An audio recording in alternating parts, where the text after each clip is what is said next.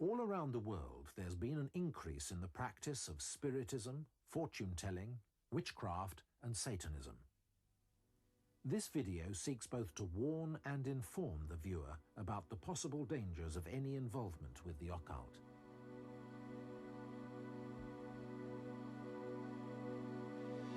Do you know your birth sign? Do you follow the stars? Believing in bad luck and superstition? Predictions in your horoscope beginning to come true. Without it, you don't want to make decisions. No one knows the future, so don't believe the lie. Astrologers are tools in Satan's hands. Ouija boards and tarot cards are more than harmless fun. They are the doorway that will lead you to distraction.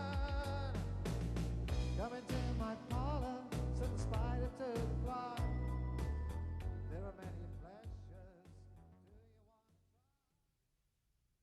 People like us Christian ministers are having to counsel youngsters time and time again. They get involved with the soft stuff, the horoscopes, the tarot cards, the Ouija boards. It draws them into this power that they don't understand, they can't control. And suddenly, they're lost.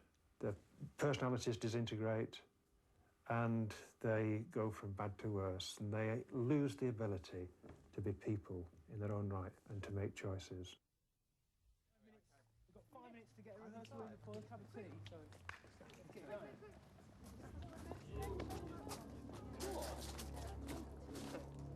By the time you arrive, you have to...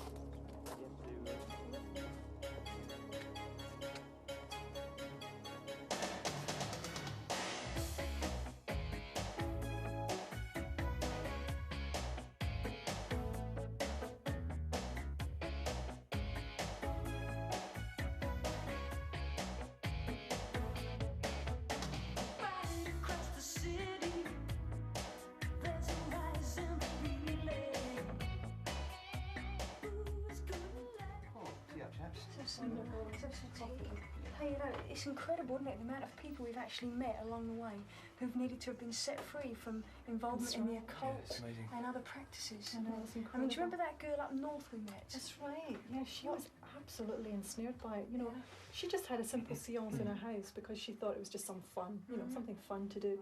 And the television exploded, things started flying around the room. And since that night, she actually had nightmares. And what was happening was the nightmares were coming true the next day. So, like there was a motorway accident. Right, that's and right. she also dreamt that her sister had hurt herself, and the next day she did. That's right. It's amazing how they get drawn She was in. in some state. She was in tears. She was crying. She was in school when I met her, and she was really affected upset her about it all. behaviour and her character. She didn't even know if she could go to sleep at night because she was so scared she was going to dream something about her family that would come true the next day, you know. It reminds me of a teacher down in the south who actually, in a religious education class, actually taught the kids there various things like fortune telling and the horoscopes and the superstition behind that. Well, even like simple things like, you know, that survey we took just recently about reading your horoscopes. I couldn't believe how many people just read their horoscope every day. We were at a Christian camp and it was just like more read their horoscope than actually read the Bible. It was incredible. And yet it's just subtle, isn't it? And people get into the, you know, like into the supernatural thing of it and don't actually realise that that kind of thing can be dangerous. It's the beginning of other things. There was a survey about 2 or 3 years ago in the north, and amongst teenagers, 87% of those questioned had actually dabbled in the occult, and half of them actually in the Ouija board, probably lunchtimes, you know, like in the library, just, you know, every day is just a bit of fun. But half of them had dabbled in the Ouija board. For many people, it's a natural part of life.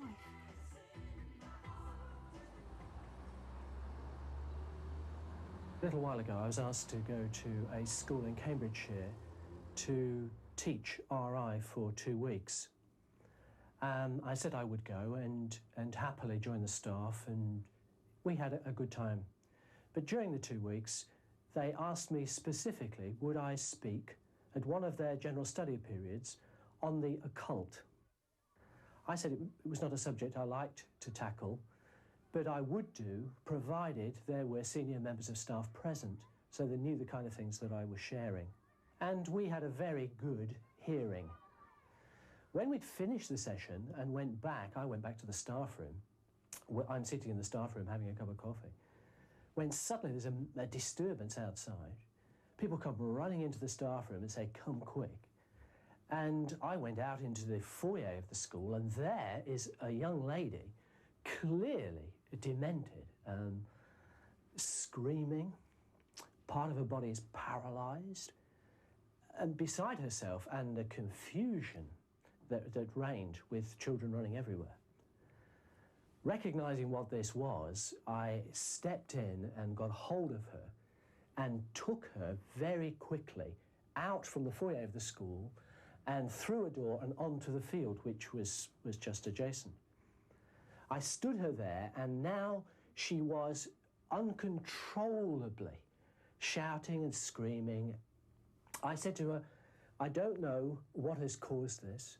I don't know who you believe in, but I am telling you that Jesus is Lord. And in the name of Jesus, come out of her." And at that moment, she shook from head to foot and then stood calm. I said to her, "Could you explain what has happened?" She said, "Well, on Saturdays I have a part-time job with a hairdresser. And this hairdresser, I found out, was a spiritist medium. Progressively, without meaning to, I got a little involved with her and what she was doing. And then somehow, for some reason, in that period we had this afternoon, it suddenly sparked." It started when I was about 15 years old. I'd been messing about with Ouija boards with the other kids at school, and really found it interesting, the whole thing about the occult and stuff like that. And then a girl that I knew gave me this book. It was a small paperback book, and it was just a book about witchcraft, a do-it-yourself guide to witchcraft, really. And I read the book and found it really interesting. And so after giving it a fair amount of thought, I decided that that was something that, I wanted to follow and look into. And so I suppose round about the age of 16, I began to take a real unhealthy interest in witchcraft. What sort of things attract young people? I would say that the biggest influence on young people today is books and videos, because they're the most accessible. Fantasy involvement games, that's another area as well that poses a very great threat to sucking people into the occult. Anything that's got a high level of mystic content, talking about witches, wizards, Dungeons and Dragons, stuff like that, occult videos about witchcraft and demonology, all these things spark off interest in people. So what about the increasing popularity of Halloween? Halloween is the highest satanic festival of the year, and it's the night when all the forces of darkness empower Satanists and witches for the coming year. I mean, it really is a high satanic festival, and yet a majority of people just accept it as being trick-or-treat, apple dunking and party time. But that's what's going on underneath it. Halloween trick-and-treat is just a very, very acceptable veneer for something far, far more sinister. Kevin Logan, Heartbeat, Eddie Vass, and David Stilwell all take this subject very seriously. Do you believe there's a devil? What about evil spirits? Are they fact or fantasy? What we believe affects the way we behave. Andrea believes in God, and this belief was reflected when we asked her some basic questions about her view of the world. I can't honestly believe that I sort of crawled out of a river or something and gradually evolved into a human being. I think it is much more credible to say that I was created by someone. I believe that I'm a mixture of body, soul and spirit.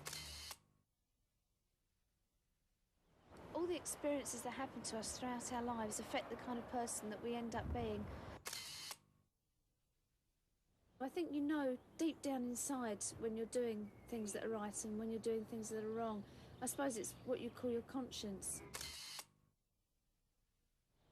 When we die, there's a part of us that actually lives on, call it your spirit or your soul. I think there has to be more to life than what we actually see on the earth. And I think if I thought that reality was just what I want for my life, my own plans, my ambitions, I'd be quite depressed because you don't know that it's all going to be the success that you'd hope it would be. I think really at the end of the day, reality would actually be to know God who loved us and really cares about us and to actually understand his purpose for our lives. I think that reality really is knowing God.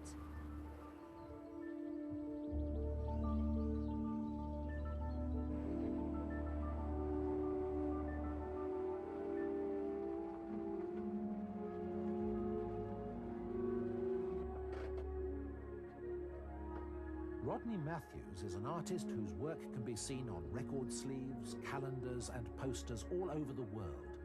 He lives in North Wales.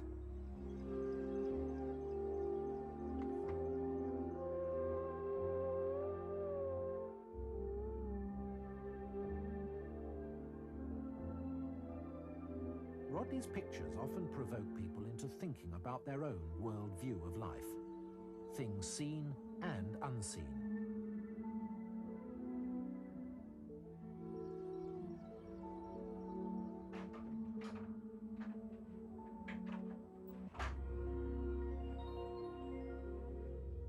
He showed us his latest poster, showing the relationship between God and his creation.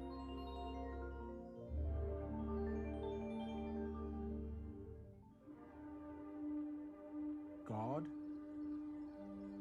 holy angels, Satan, fallen angels, and evil spirits, all normally invisible to the human eye, appear visible alongside mankind, animals, and the rest of creation.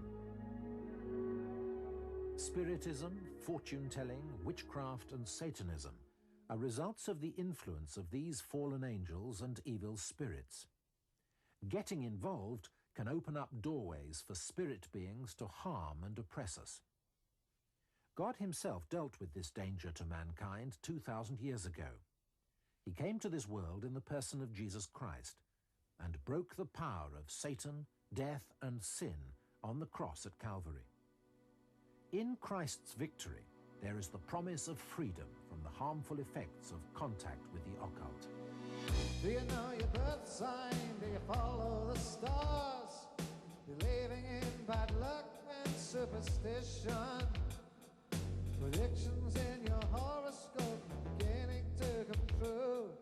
Without it, you don't want to make decisions. There was one day when I was coming down the corridors with a friend of mine, Sarah, and as we walked past the cloakrooms, there was a little bunch of girls, different girls, who were in there, and they were like reading the Lord's Prayer backwards, and it was very, very dark where they were. They'd kind of made sure that there was no light coming in, and they had like a few candles around, and that, because of the fact that I'd always been brought up in church, anything, I mean, I knew that the Lord's Prayer was right, so the fact that they were saying it backwards to me was, hey, you know, I don't want to go near this.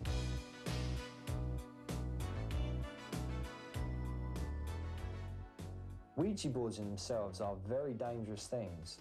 You cannot contact the spirits of dead people. What happens when you use a Ouija board is that you open up doorways into the lower spiritual realms where demonic beings, evil spirits exist. I mean, this might seem like fantasy stuff, but it actually happens. And once those doorways are open, the people using the Ouija boards themselves are opening themselves up to mental disturbances by the forces that they unleash. Many films and videos today major on horror, sex, fantasy, and the demonic. Paul Benison recalls an incident from his work among young people. Talking to a young man recently, he'd watched from the age of 12 or 13 a number of occult-based films like The Exorcist and The Omen. they had had a severe effect on his life, and he'd lived in fear and had recurring nightmares for an extended period of time. As he'd grown up, he'd recognised that he didn't want to live life that way, but he also knew that he couldn't do anything about it himself. And he recognised too that the only way out for him was to turn to God. And as we began to talk through the fears and talk through the nightmares and the influence they'd had, I just suggested that we sat down and pray. And as we did that and asked God to come in and to remove those fears, it was as though a hand got hold of him by the throat and tried to strangle him. And as we talked and as we prayed, the fear that he had was accentuated because he realised that Satan had actually influenced him far more than he'd realised. And that is Satan's way. You get sucked in and think you're in control and think you're able to cope with and handle the things that you've got yourself into. But when the crunch comes, you recognise that you're in much deeper than you ever realised. But we continued to pray, and as we asked God to free him, so that hand released its grip, and he was free. Come into my parlour, said the spider to the fly. There are many pleasures, do you want to try? But a welcome turns to terror when you open up your mind. There are powers of darkness responding to your cry. Is anybody there? Is anybody there? Is anybody there? Is anybody there? Is anybody there?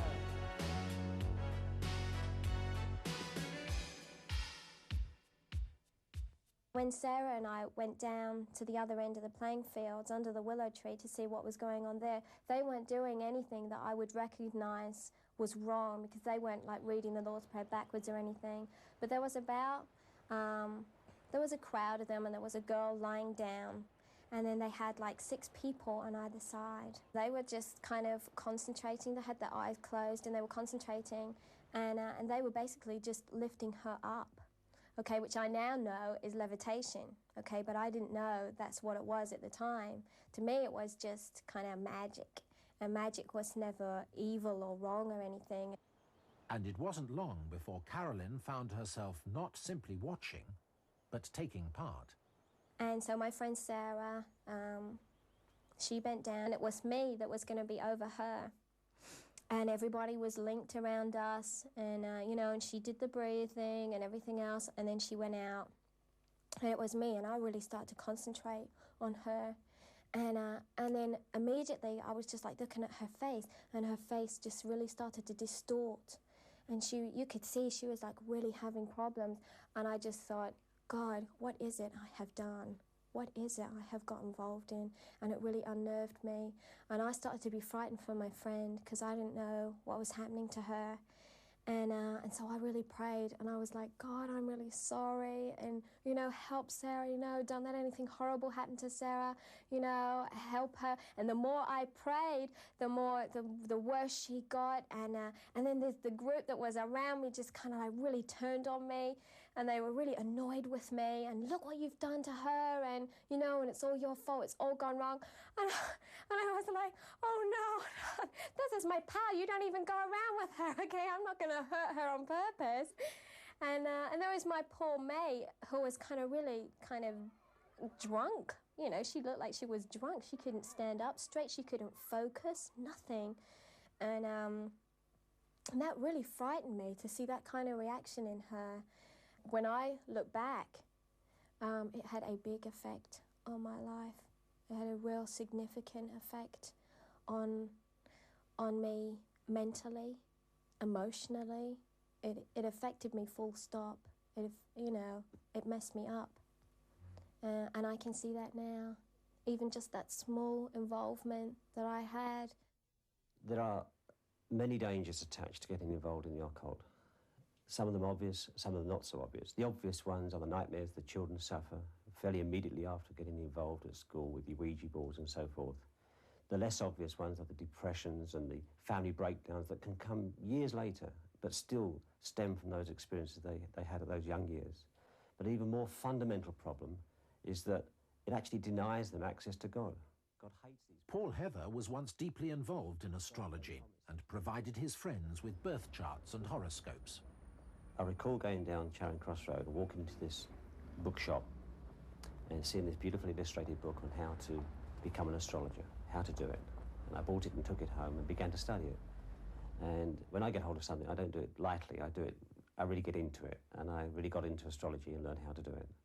But having established a chart for a person, from where they're born and when they were born, there's a need to interpret it. So I ended up buying all these books, a whole library of books on astrology and how to interpret the signs and work out a person's personality from the information you have. I got to the place with astrology where I began to question, objectively question, the fruit of it, what's the point of it? And I began to realise that it was a bit like the teacup, worshipping the teapot because the teapot was filling it up. But the teacup wasn't actually seeing the hand which was holding the teapot. Here I was giving credence to stars and planets without actually seeing the hand that actually put them into that position in the first place. My name's Judith Dawson, and I'm a child abuse consultant from Nottinghamshire Social Services. In that job, I spend most of my time having to help my department respond to families who've had problems, particularly involving the abuse of children. Over the past 7 or 8 years, social services departments have had to come to terms with the fact that children have not only been physically abused within their families, but they've also been sexually abused.